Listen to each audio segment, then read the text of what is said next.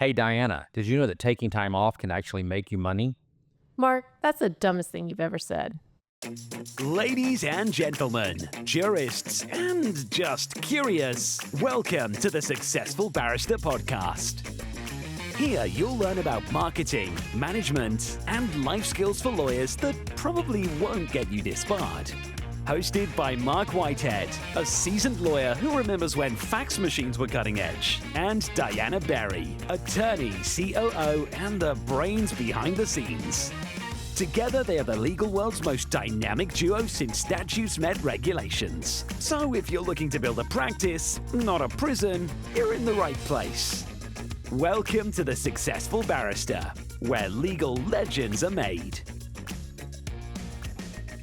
Welcome everyone to the Successful Barrister podcast. As we sit here, I think this episode will be broadcast, aired, whatever you want to call dropping a podcast, in January of 2020. You're right, January 2025. We're not going. 2020 was not going back in. I would like to say that I probably had a really good weekend, and we're sitting here on a Monday morning, and I'm probably not awake yet, but that's okay.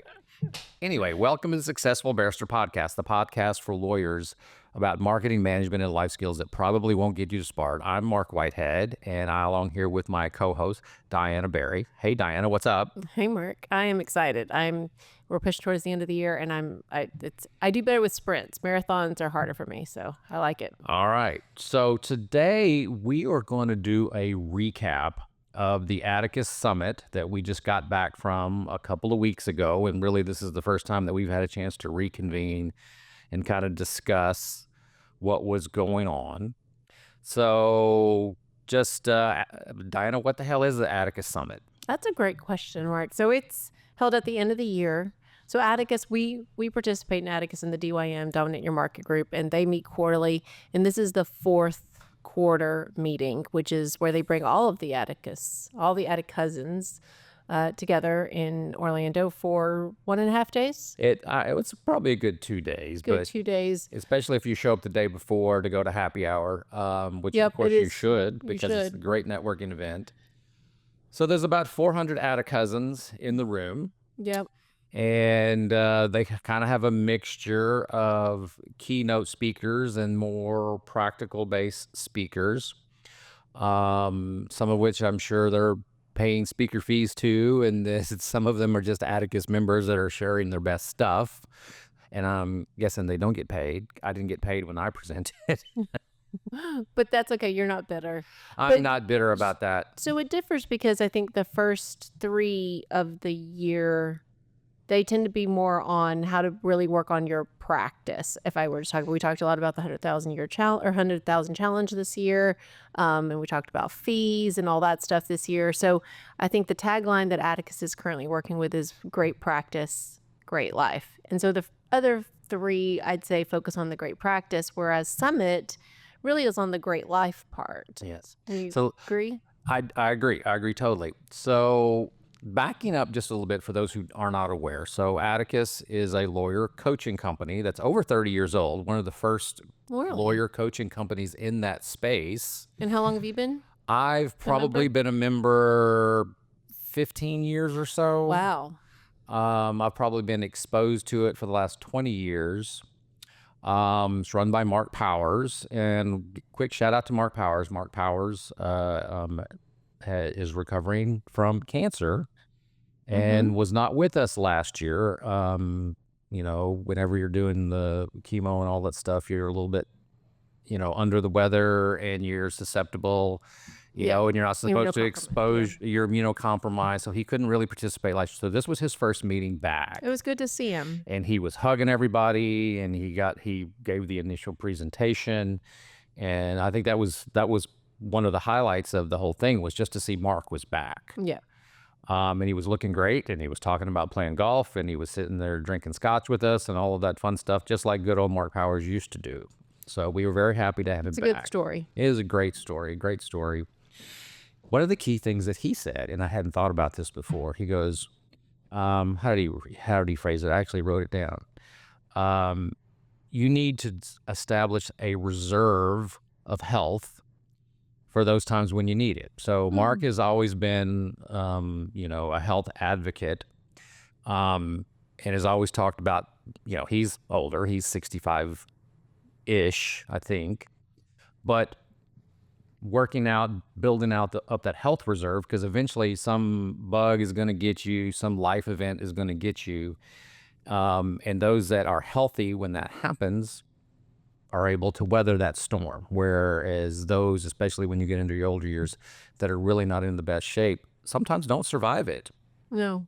So that really struck home with me. It's like, I got to build up my health reserve. I just turned 58. Thank you very much. So Happy now birthday. is the time to kind of reinvigorate my health journey. Yep. So Atticus they introduced me, and I don't know about you, but introduced me for sure to the longevity journey that's really become, I'd say, popular, but it's just something to really think about, the fact that, we may see longer lifespans than our parents, and it was definitely our grandparents have. And so definitely making healthier choices so that if that time comes in our lifetime, that you're in a good place to take advantage of those advances. Yes. Which we've talked about in prior. Yes, we have. So anyway, when we come back from a break, we're going to go over, I think what we've decided to do is Diana and I are going to pick our top 3 favorite presenters and go through the highlights of what we like the best. And I was caveat, if you didn't make the list of the top 6, that didn't mean we didn't love you. It just sometimes not everything strikes home. And yes, we are pressed for time. So, all right, with that, we'll be right back. This podcast is sponsored by Marc Whitehead and Associates, a national disability benefits law firm.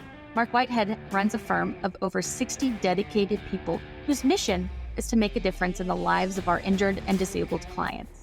Marc represents disabled claimants in Social Security disability, private disability insurance, and veterans disability claims in all 50 states.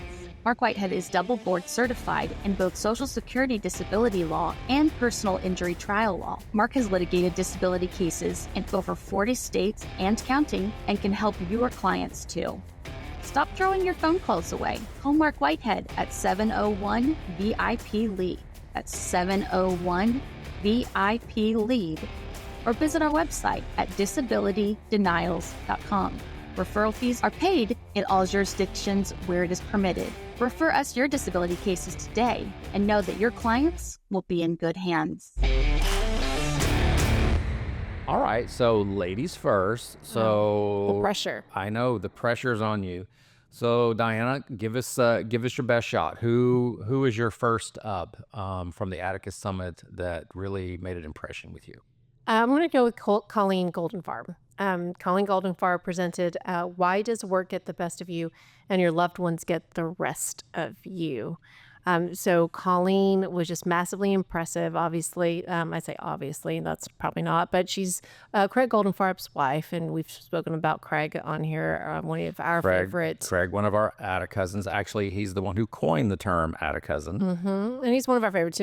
Y'all have been in Atticus since 2015 together. Yeah. So, and so it's his wife, and she presented on this topic at a previous conference, and I just really resonated with me. One of the things that I still take and just remember is a slide that she had, time does not equal presence. And so it's she had the big not equal sign there, and time doesn't equal presence. And I think that that's something, especially now with so many things that can demand our attention, that really just being present. Wherever you are, be there, I think is the most important thing. I obviously have this job, and it's not a 40-hour-week job at all. And so sometimes, more often than not, actually, I'll boot up in the morning at home, I'll boot up at night at home. I'll work weekends. I can't do this job without working weekends. But even if I'm at home, I think it's important that I'm not working when I'm also trying to be a mother or a wife. I think it's also important that I just take time for myself. That's a whole self-care episode that we probably could do. But time doesn't equal presence. And so I think that one was the biggest takeaway for me from Colleen's session. Do you have any takeaways from Colleen's? Yeah, so Craig has mentioned many times over the years, very publicly, in a very public forum, that he's a notorious workaholic. And he's publicly talked about the fact that his workaholism has affected his marriage, affected his relationships with his wife, his children, and so forth, to the point he, talks about it almost cost him his marriage. And, I think Craig will tell a lot of funny stories about some really weird things he has done over time to do some soul searching to try to get past that obsessive need to always be working, to spend time with his family. And one of the things he has done is he's brought Colleen, his wife, into the Atticus family, even though she's not an attorney and she doesn't work for his law firm. But she has a real interesting background. She was a former TV reporter, right? Exactly. Right. So very good speaker, but she talked about that. And so a little further background, last year, Atticus did a couples retreat that Craig and Colleen went to. And it was all about kind of solving some of these issues, Yeah. These workaholism issues and things like that. And so a lot of her presentation revolved around that workshop, of which my wife and I plan to go to when they offer it again. That's great. I'm glad to hear that. I think they're going to do it on an every other year basis is what I'm hoping they're going to do. So hopefully maybe this summer, Atticus will put that on. But it's basically, for, couples to how do you apply the principles of great practice, great life, and how do you take that beyond me dealing with the lawyers in my firm and the staff in my firm, and how do I take that to the next level of let's take that to your family, and how do you apply these principles to how you deal, particularly with your significant other. Yep. And so, I think you just said it, but concisely, Craig's a self-prescribed serial entrepreneur. And so I think that resonates probably with a lot of our listeners, people who have just ended up either owning their own law firm and then subsequent businesses, and how do you marry that with your family? So one of the biggest things that I wrote down was that she and Craig now have weekly meetings. They have an agenda. So I'm going to run through it really quickly. So they start with their wins from the last week, and then they go to where they're stuck. They talk about their 90-day goals, update on any pending projects. Then they go over their calendars, and then they take time to request something of each other from the following week, and then they hug. And I think that that's my husband and I are not getting there anytime soon, but it's a goal. Maybe not in 25, but it's definitely something to think about, especially with two busy people, weekly meetings to sit down and just make sure you're touching base. Although it's definitely a goal for me. Yes, absolutely. So your turn, Mark. What you got? Okay, so I'm going to go with Glen Finch. Glen has been an Atticus practice advisor for, I think he said 20, 25 years. Oh. Long time. Wow. Most of his career. Yes. Glen has an interesting background. He's also I believe, a bird colonel in the Army Reserve, which means he's on the bench. He could be a general someday. Who knows? So he has basically two lives. He has his life outside of the military where he's a coach. And then he has his life inside the military where he, I'm sure, has all sorts of military discipline going on. But what his topic was really the ability to command or manage your thoughts and emotions. Particularly in a business context, and how that can actually make you more profitable, make your life as a business owner less stressful.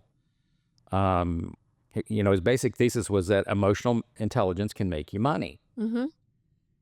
And I've tried to take the emotional intelligence test. I think you've taken it. We've actually talked about it. You mean you tried? I took it. I looked at it. I was a little, this is kind of foo-foo. You know how I am about foo-foo things. You did take the test, though. So yes, I do know. And yes, you did complete the test. Yeah. And I'm like, but I never really did anything with it. I don't think I really applied it. And there were probably some good concepts that probably were worthy of me exploring again. So I think that's one of the goals I have in 2025 is to go back and revisit, this concept of emotional intelligence and how you can use that in a business context.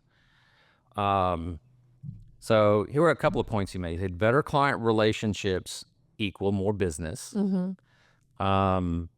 Better emotional intelligence equals better negotiations, higher settlements.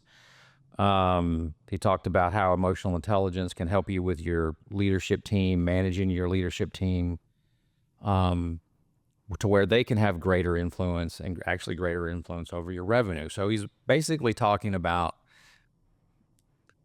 in my mind, stop being so damn childlike and be an adult and use that to better manage your firm and become a more profitable firm. I think that was the general concept behind his thinking.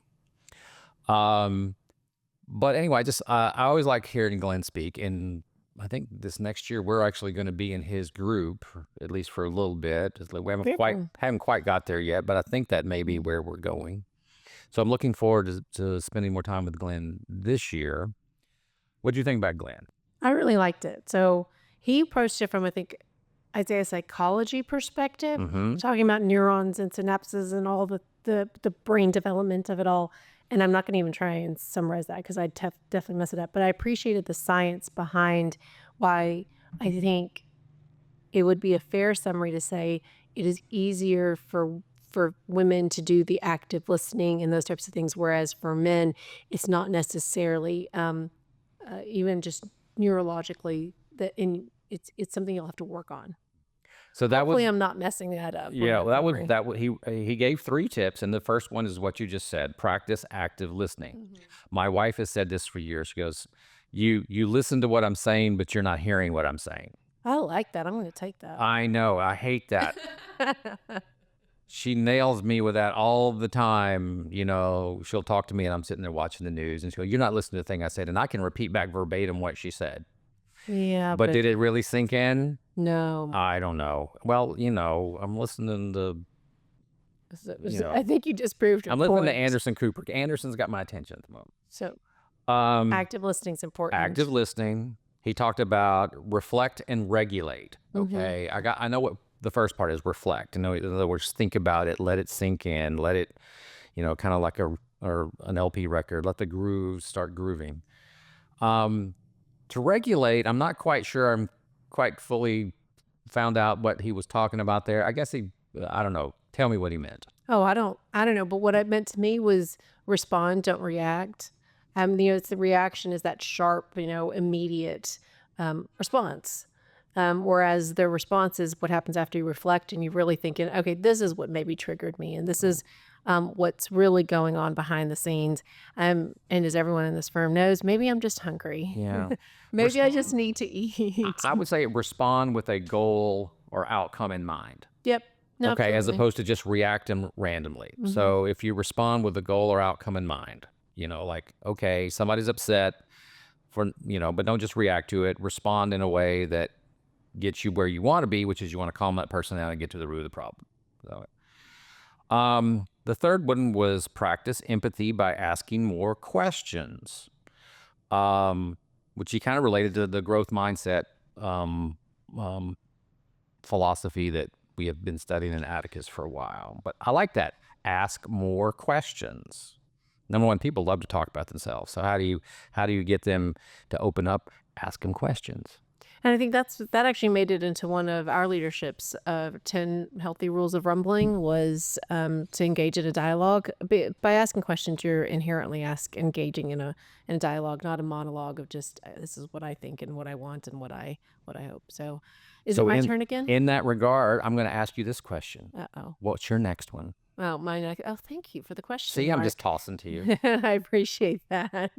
So mine, what Victor Medina's, the Perpetual Law Firm really stood out for me. And because I think this is something you and I have talked about probably for 4 years and is still something that's kind of a question maybe for us. So in Texas, as we record, only lawyers can own law firms.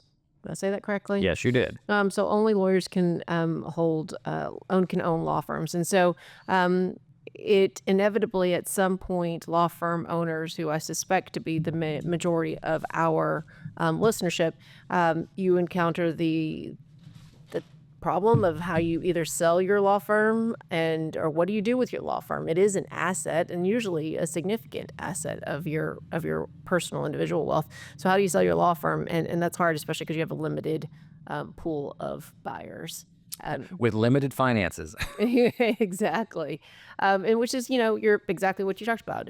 Or what Victor talked about, you're limited by your buyer's skills, wallets, and, their desire to, own something that you build. So it was just an interesting idea that a perpetual law firm, to use Victor's words, if I hopefully summarized it correctly in my notes, it operates without you, the founder, you, the managing partner, and it grows without you, and it just distributes money to you in, perpetuity, the perpetual law firm. So Right. So I guess the way I would equate that is like, all right, so you buy stock in Apple. Okay. So now you own Apple. Are you managing Apple? No. Are you making any decisions about Apple? No. Are you collecting profits from Apple? Yes. So you think about your law firm the same way. I own it. Say in that case, I own 100% of the stock in this law firm. But do I have to work in the law firm to collect the profits of the law firm? No, I do not have to. Now, I may choose to, I may want to, but do I absolutely have to? No, I do not. It goes back to the concept in Atticus called killing the hero.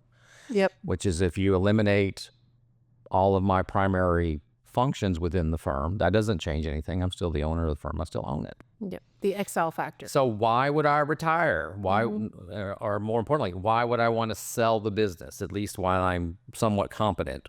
Yep. I understand one day when, I start drooling and things like that, y'all may need to kick me out, but as long as I'm still reasonably competent, and it's still profitable, making money without my efforts, why would I even want to sell it? Exactly. I would just keep taking the profits. Well, and especially because this is the part that, when you really started talking about longevity, like we alluded to a minute ago, it's like, well, if you really want to live until 125 work, then we need to make sure that this firm can sustain yours and Tina's, your family's lifestyle until you're 125. And so that really helped us rethink the law firm, and let's build. So one of the things obviously that you've done, you've developed the systems, the marketing, all the culture, the operations. That very existence of my position indicates just how serious you are about creating a perpetual law firm. But it really helped to hear it from Victor's point of view.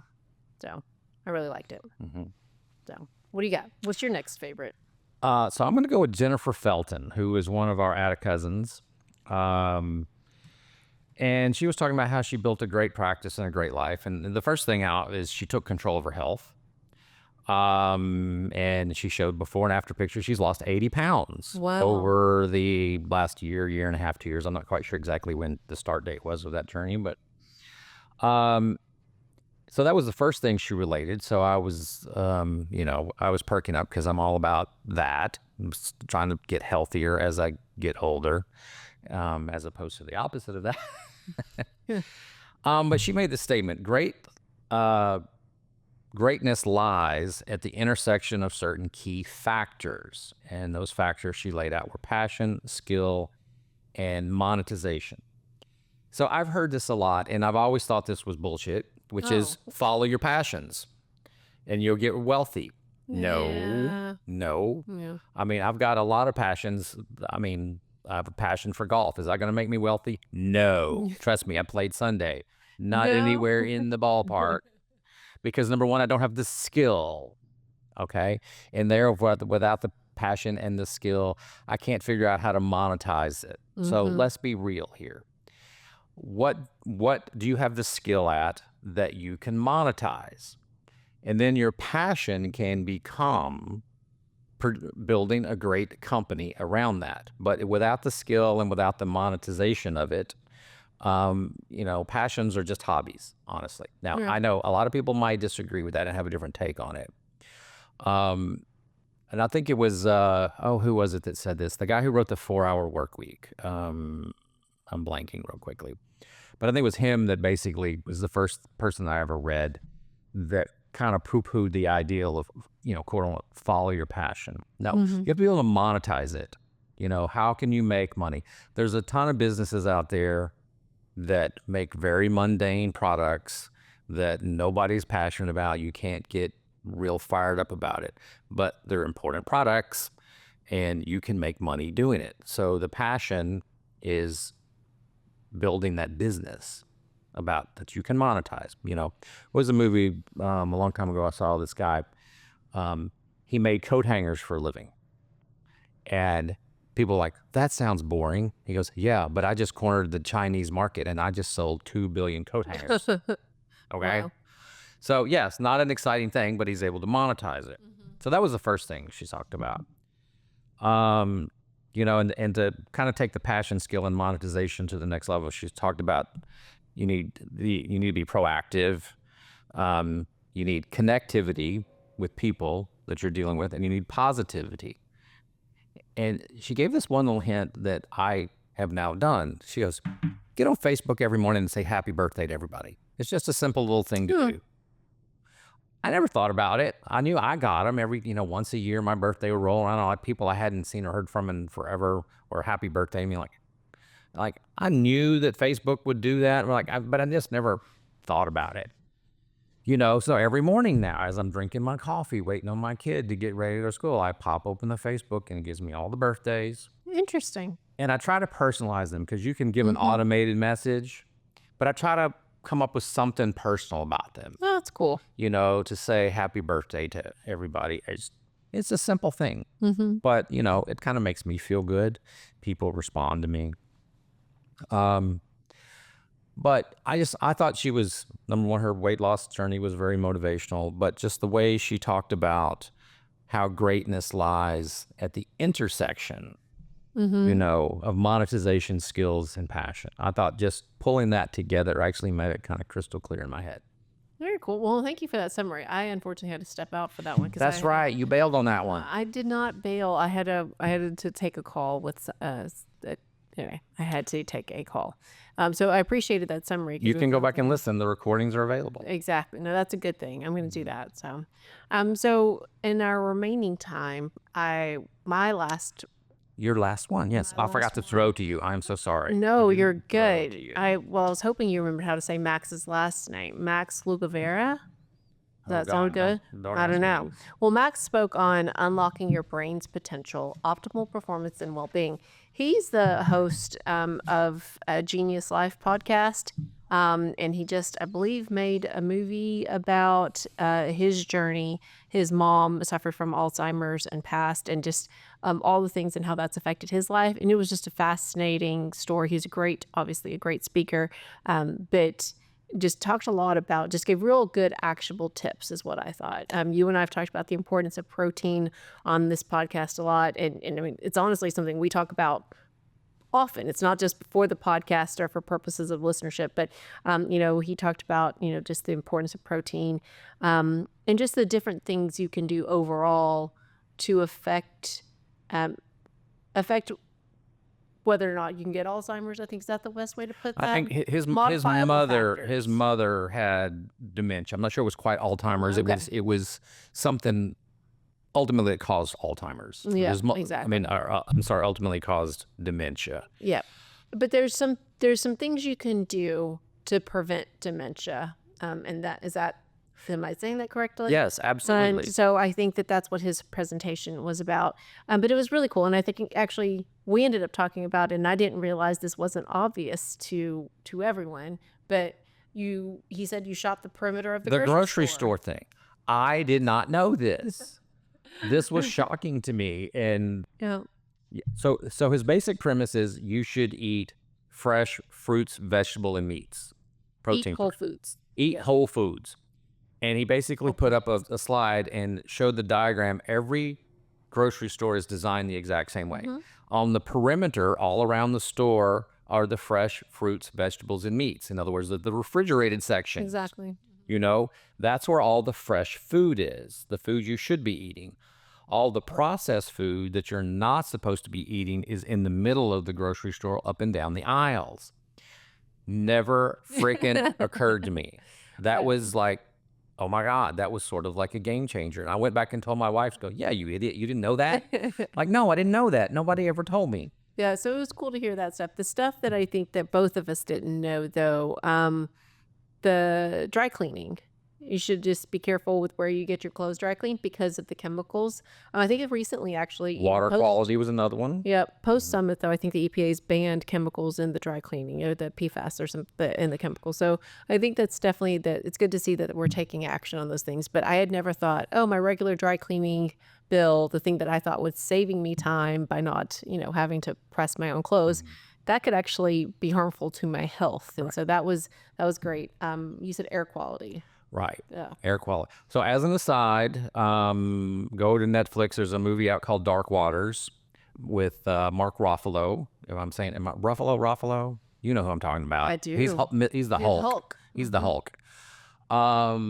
But it is a movie about the contamination of our drinking water in America with PFAS, the forever chemicals. And it is really a real thing. And there are ways to get fresh water that is not contaminated with PFAS if you're in one of those regions where it's a problem. Not every region has the same effect, but anyway, Dark Waters is a great movie. Recommend everybody just to if you don't know about the PFAS water contamination issue, go check out that movie, spend 2 hours and you'll learn a lot. So, but he did mention that he had this, he was very particular about the water he drank. Now I thought he might be going slightly overboard, but hey. Well, because I think it is something I try to be very cognizant about, but drinking out of plastic bottles, because the plastic can, especially in heat, as it is down here in Texas. As I'm sitting here drinking out of a plastic water bottle, yes. Sorry. Yes, I know. But it is one of the reasons I think why our producer and I, we moved to a water line instead of drinking the water bottles. Not only is it obviously it eventually gets costly just to bring in the water bottles, but also you're drinking from plastic. And so now we've replaced that in the office for our team. And so, drinking up from glass when you can is obviously a good thing. But I just thought it was a great, I appreciate that Atticus doesn't just tell you, okay, let's talk about profitability. They're really focused on your health, and they proved that by bringing in Max. So I really enjoyed listening to him. Genius Life podcast. It's on my list of my shows to listen to now. Gotcha. Okay. All right. My last one, Robert Rose, who's the author of Killing Marketing. He is a marketing, guru of sorts. Has written several books. He was there as one of the keynotes, and actually spent most of day 2 with us as well. He was talking about harnessing the power of your brand's voice. All right, what the hell is that? Okay. All right, harnessing. In other words, monetizing. That's just a code for monetizing. How to make money off of your brand. Okay, well, what is your brand? In other words, your persona. Me, this firm. How to make money just off of being me. So really what he's talking about is monetizing your audiences. We all have audiences. Now, hopefully you grow your audiences, but for my example, I have 2 audiences. I have a database of about 20,000 clients, past and former and current clients. I also have the Successful Barrister database of lawyers of somewhere around 400 to 4,500 lawyers that I regularly communicate with. So how do I monetize those 2 audiences? I think that is really kind of his focus on marketing. And so the first thing is you've got to build your audience through usable content, i.e. this podcast, i.e. the Successful Barrister newsletter, or through our clients, i.e. more clients, successful outcomes, they have positive feelings, and then we stay in touch with them. So, but basically monetizing your herd of people and building that loyal brand following. And how do you monetize that? Now, there's different ways of monetizing that. Now, in our case, we want referrals. That's how we monetize our audiences. But we can also monetize it by cross-selling other goods. Now, he was given examples of how you can monetize that by selling other products into that same group or selling your data. Now, as lawyers, we don't sell our data. I suppose I could sell a Successful Barrister newsletter or the audience there because they're lawyers or not clients. But I wouldn't want to do that. You sure as hell can't sell your client database.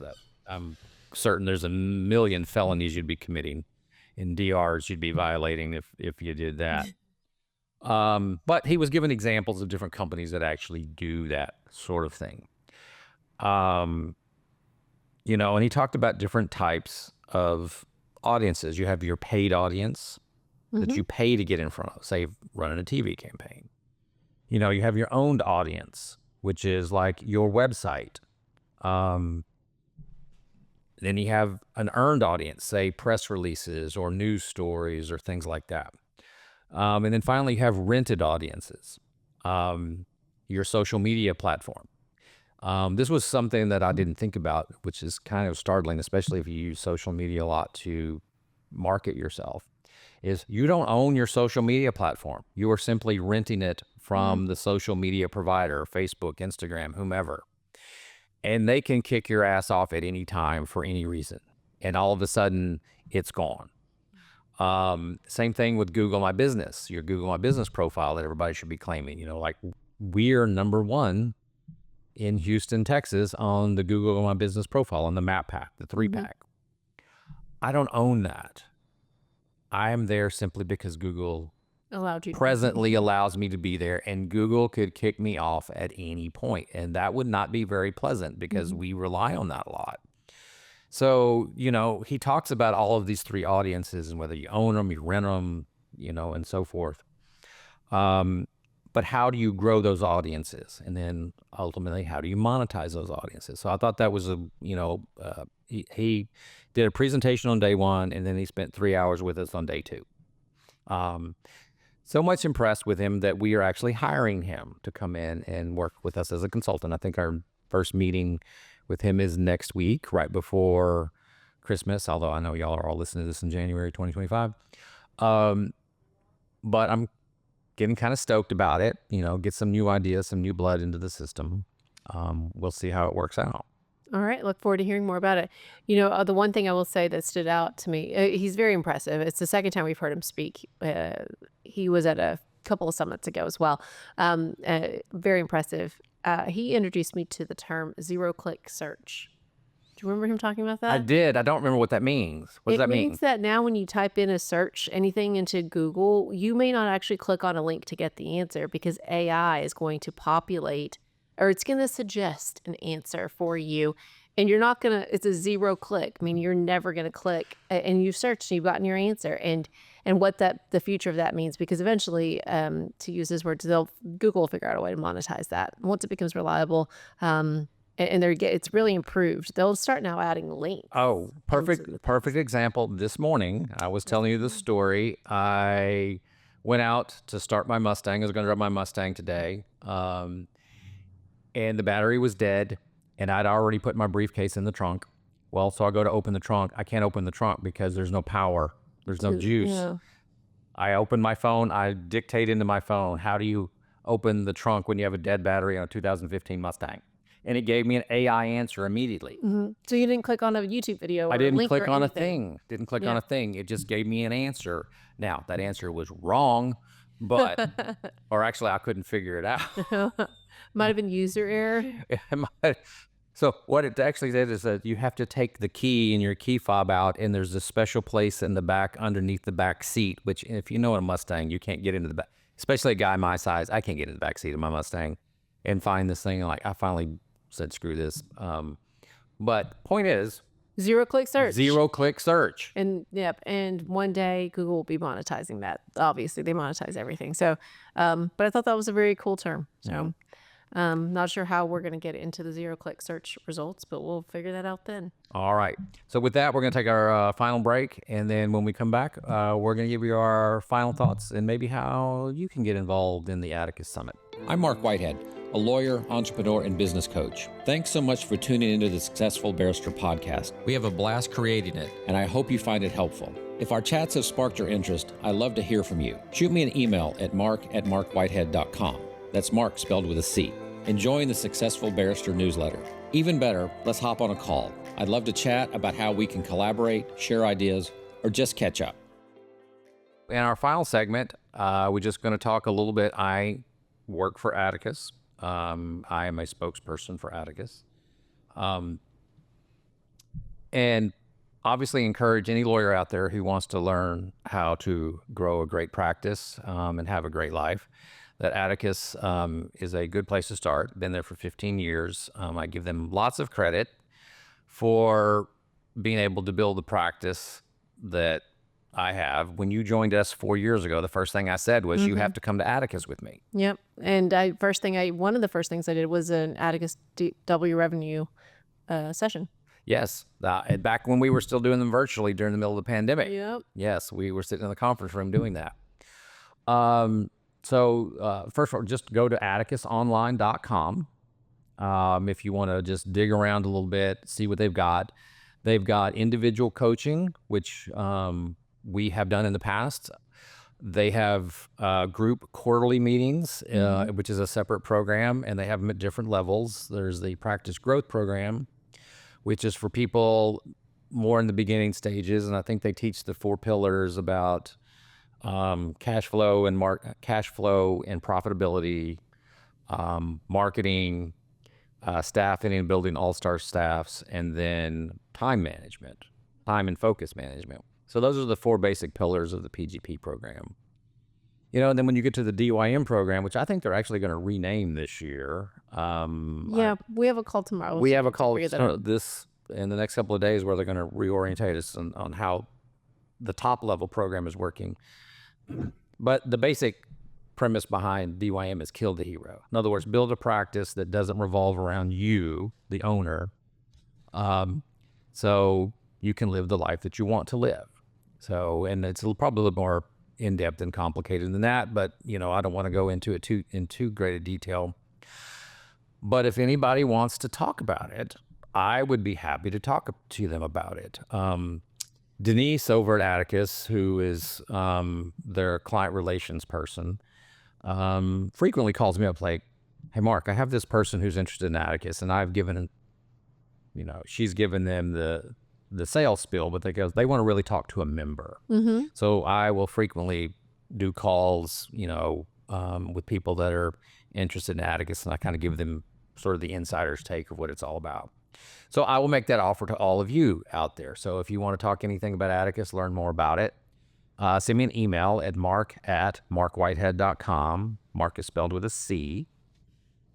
And I encourage you to explore. Just explore. There's, never any obligation. They give away freebies all the time, so you can kind of figure out where you're going and figure out what might be of interest, group coaching, individual coaching, or just the summit. I was just going to say, Summit was a great opportunity. There were some first-time attendees there, people who were just trying to do that, exactly that, dip your toe in the water, the Atticus water, to see what it's all about. So it's not for another year. November 6th and 7th, I think, is when it is next year. But highly recommend. I think it's an incredible community. I have had the privilege of kind of, along your coattails, learning, developing my own communities, whether that's in PILMA or AAJ, Atticus, and, LitiQuest. You send me to all of these things. And I think, Atticus it's definitely one of my favorites. Really good people. And I like the focus that they give, not just on becoming a business owner and how you monetize that, but just the importance of actually having a life with it too. All right. With that, we're going to wrap up this podcast. I'd like to thank everybody for listening to the Successful Barrister podcast, where legal legends are made. I'm Mark. And I'm Diana. And together we're the dynamic duo of law. Remember to rate and review us wherever you get your podcasts. And if you've enjoyed this episode, tell your friends. Let's try to grow our audience. As Robert Rose said, you need to grow and monetize your audience. That's what you're there for, people.